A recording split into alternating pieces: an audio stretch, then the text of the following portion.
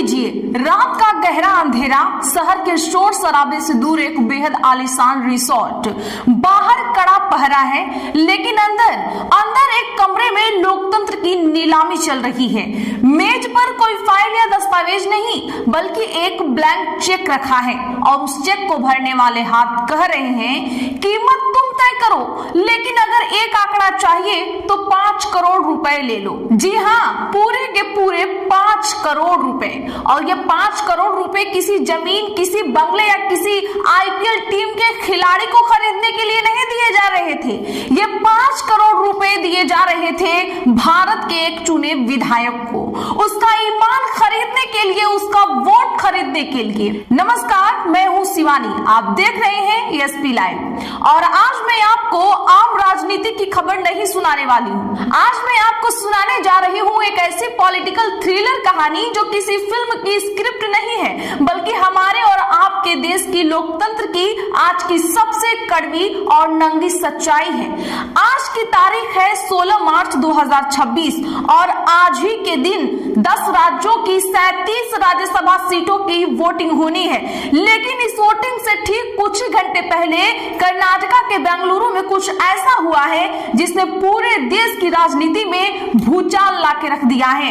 कहानी शुरू होती है ओडिशा से और इसका क्लाइमेक्स लिखा जाता है कर्नाटका के एक रिसोर्ट में। आरोप है कि भारतीय जनता पार्टी यानी बीजेपी ने राज्यसभा चुनाव जीतने के लिए अपना बहुचर्चित ऑपरेशन लोटस शुरू कर दिया था, लेकिन इस बार शिकारियों को ही शिकार बना लिया गया। कर्नाटका पुलिस ने रंगे हाथों उन डीलरों को गिरफ्तार कर लिया है जो सूटकेस और ब्लैंक चेक लेकर ओडिशा के कांग्रेस विधायकों को खरीदने बेंगलुरु पहुंचे थे। आखिर क्या है ये पूरी कहानी? 5 करोड़ का ये सनसनीखेज ऑफर किसने दिया? वो ब्लैंक चेक किसका था? और कैसे 1500 किलोमीटर दूर रची जा रही एक साजिश का कर्नाटका पुलिस ने पर्दाफाश किया? दिल थाम कर बैठिए, क्योंकि अगले कुछ मिनटों में जो खुलासे मैं करने वाली हूँ वो आपको ये सोचने पर मजबूर कर देंगे कि जिस वोट को आप घंटों धूप में लाइन में लग कर देते हैं, एसी कमरों में बैठे नेता उस वोट का आखिर क्या करते हैं। इस पूरी साजिश को समझने के लिए आपको सबसे पहले ओडिशा का सियासी गणित समझना होगा। मामला ओडिशा की 4 खाली हो रही राज्यसभा सीटों का है। ओडिशा विधानसभा में कुल 147 सीटें हैं। एक उम्मीदवार को राज्यसभा पहुंचने के लिए कम से कम 30 विधायकों के वोटों की जरूरत होती है। अब जरा आंकड़ों पर गौर कीजिएगा। राज्य में सत्ताधारी बीजेपी के पास 79 विधायक हैं, यानी वो अपने 2 उम्मीदवार आसानी से जिता लेगी। विपक्ष में बैठी नवीन पटनायक की बीजेडी के पास 50 विधायक हैं, यानी वो भी अपना एक उम्मीदवार आसानी से जिता लेगी।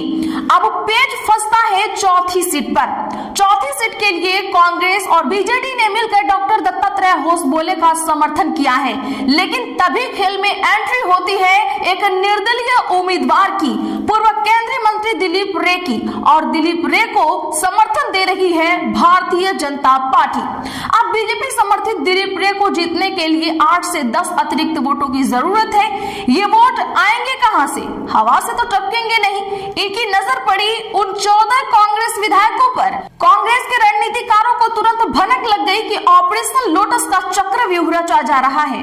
हॉर्स ट्रेडिंग यानी विधायकों की खरीद फरोख्त का डर इतना बड़ा था कि ओडिशा कांग्रेस ने आनन फानन में अपने 8 विधायकों को सुरक्षित बचाने के लिए उन्हें ओडिशा से 1500 किलोमीटर दूर बेंगलुरु के वंडरला रिसोर्ट में शिफ्ट कर दिया। बिदादी इलाके में मौजूद ये रिसोर्ट सीधे तौर पर कर्नाटका के डिप्टी सीएम और कांग्रेस के सबसे बड़े संकट मोचक डीके शिव कुमार की निगरानी में था। कांग्रेस को लगा कि उन्होंने अपने विधायकों को एक अवैध किले में महफूज कर दिया है, लेकिन उन्हें पता नहीं था कि ऑपरेशन लोटस के खिलाड़ी इस किले की दीवार फाड़ने की पूरी तैयारी कर चुके हैं। अब आते हैं कहानी के उस हिस्से पर जो किसी जासूसी फिल्म से कम नहीं है। जी हाँ दोस्तों, दिन था रविवार 15 मार्च 2026।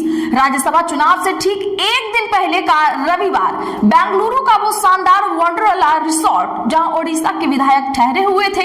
पुलिस में दर्ज एफआईआर के मुताबिक उस रिसोर्ट में 4 संदिग्ध लोग दाखिल होते हैं। इन लोगों ने बेंगलुरु के ही एक लोकल व्यक्ति जिसका नाम सुरेश बताया जा रहा है, उसकी मदद से ऑनलाइन कमरे बुक किए थे। ये लोग किसी आम पर्यटक की तरह नहीं आए थे। इनके इरादे बहुत बड़े थे और इनकी जेबें बहुत भारी थीं। ये लोग सीधे उन कमरों की तरफ बढ़ते हैं जहां ओडिशा विधायक मौजूद थे। वे एक विधायक से संपर्क साधते हैं। जब दरवाजा खुलता है तो बातचीत शुरू होती है। ये कोई वैचारिक या राजनीतिक चर्चा नहीं थी, ये सीधे सीधे एक बिजनेस डील थी। सौदेबाजी शुरू होती है। विधायक के सामने एक ब्लैंक चेक रख दिया जाता है। कहा जाता है कि क्रॉस वोटिंग करनी है, यानी अपनी पार्टी के खिलाफ जाकर बीजेपी समर्थित उम्मीदवारों को वोट देना है और इसकी कीमत 5 करोड़ रुपए नगद प्रति विधायक है। लेकिन वो कहते हैं ना कि हर इंसान बिकाऊ होता नहीं। उस कांग्रेस विधायक ने न सिर्फ उस 5 करोड़ के ऑफर को लात मार दिया, बल्कि तुरंत अपने वरिष्ठ नेताओं डीके शिव कुमार को इसकी सूचना भी दे दी। इससे पहले कि वो डीलर वहां से फरार हो पाते, कांग्रेस कार्यकर्ताओं और रिसोर्ट की सुरक्षा ने उन्हें घेर लिया। पुलिस को बुलाया गया। 4 में से 2 लोग तो किसी तरह भागने में कामयाब हो गए, लेकिन 2 लोग पुलिस के हत्थे चढ़ गए। पुलिस ने जब उनकी तलाशी ली तो उनके पास से वो सबूत मिले जिसने इस पूरे ऑपरेशन लोटस की कलाई खोल के रख दी है, ब्लैंक चेक।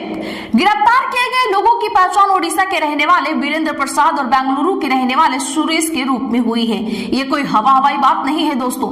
ओडिशा कांग्रेस विधायक दल के उप नेता अशोक कुमार दास ने खुद पुलिस स्टेशन जाकर इन लोगों के खिलाफ अपहरण की साजिश और रिश्वतखोरी की लिखित FIR दर्ज कराई है। अब जब मामला इतना बड़ा हो और पुलिस के हाथ गिरेबान तक पहुंच गए हो तो सियासत का गरमाना तय था। अब कर्नाटका के उप मुख्यमंत्री और कांग्रेस के दिग्गज नेता डीके शिव कुमार खुद मीडिया के सामने आ गए हैं। उन्होंने जो कुछ कहा वो एक एक शब्द मैं आपको ज्यों का त्यों बता रही हूँ, ध्यान से सुनिएगा। डीके शिव कुमार ने कैमरों के सामने आकर गरजते हुए कहा, सुबह उन्होंने हमारे एक विधायक को पकड़ लिया। हमारे विधायक ने हमें बताया कि उन्होंने हर वोट के लिए 5 करोड़ रुपए की पेशकश की थी, लेकिन विधायक ने कहा कि वो किसी खरीद फरोख्त का हिस्सा नहीं बनेंगे। जिन लोगों को पकड़ा गया है उन्होंने कबूल कर लिया है कि वे उसी मकसद से आए थे, उनके पास ब्लैंक चेक थे। यह कर्नाटका में हमारे भाजपा के दोस्तों द्वारा चलाया गया एक महान ऑपरेशन लोटस है। हमने पुलिस में शिकायत दर्ज करा दी है और कानून अपना काम करेगा। सिर्फ डीके कुमार ही नहीं, रिसोर्ट में विधायक के साथ मौजूद उड़ीसा के कोरापुट से कांग्रेस सांसद सप्तगिरी उलाका ने भी एक सनसनीखेज वीडियो मैसेज जारी किया है। उनके बयान को भी यहाँ मैं कोट कर रही हूँ, सुनिएगा। ये 4 लोग ओडिशा के राउरकेला से आए थे। उन्होंने विधायकों को 5-5 करोड़ रुपए देने की कोशिश की। उनके पास से ब्लैक चेक बरामद हुए। सबसे बड़ी बात यह है कि जब कर्नाटक पुलिस ने उनसे पूछताछ की तो उन गिरफ्तार लोगों ने साफ साफ भाजपा समर्थित निर्दलीय उम्मीदवार दिलीप रे का नाम लिया है। दोस्तों अब जरा सोचिए, ये बयान, ये गिरफ्तारियां, ये ब्लैक चेक, ये क्या दर्शाते हैं? हालांकि जैसा कि हर राजनीतिक विवाद में होता है, भारतीय जनता पार्टी ने इन सभी आरोपों को सिरे से खारिज कर दिया है। ओडिशा बीजेपी के प्रवक्ताओं का कहना है कि कांग्रेस अपनी निश्चित हार देखकर बौखला गई है और ये सब बेसिर पैर के आरोप लगा रही है। उनका तर्क है कि कांग्रेस के अंदर खुद फूट पड़ी हुई है और वो क्रॉस वोटिंग से डरे हुए हैं।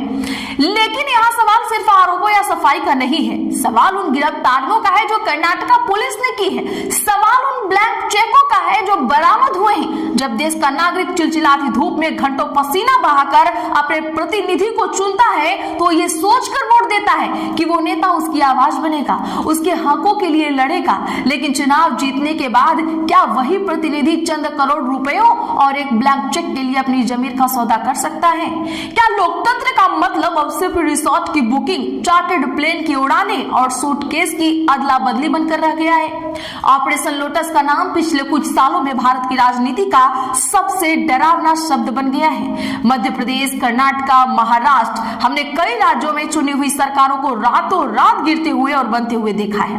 विधायकों का एक गुट बागी होता है, अचानक किसी 5 स्टार रिसोर्ट में पहुंच जाता है और फिर सरकारें बदल दी जाती हैं। लेकिन इस बार ओडिशा के राज्यसभा चुनाव में ये ऑपरेशन लोटस फेल हो गया है। शायद इसीलिए क्योंकि कुछ विधायकों का जमीर अब भी 5 करोड़ के वजन से ज्यादा भारी था। शायद इसीलिए क्योंकि डीके शिव कुमार जैसे रणनीतिकार इस बार पूरी मुस्तैदी से पहरा दे रहे थे। आज 16 मार्च है दोस्तों। आज जब राज्यसभा चुनाव के लिए वोटों की गिनती होगी तो देखना दिलचस्प होगा कि क्या कोई क्रॉस वोटिंग होती है। क्या 5 करोड़ का वो लालच किसी और दरवाजे के अंदर से घुसने में कामयाब हो गया है या कांग्रेस अपने एक कुनबे को बचाने में सफल रही है। नतीजा तो चाहे जो भी हो, लेकिन बेंगलुरु के इस वंडरला रिसोर्ट से जो तस्वीरें और खबरें सामने आई हैं, उन्होंने भारतीय लोकतंत्र के चेहरे पर एक और बदनुमा दाग लगा दिया है।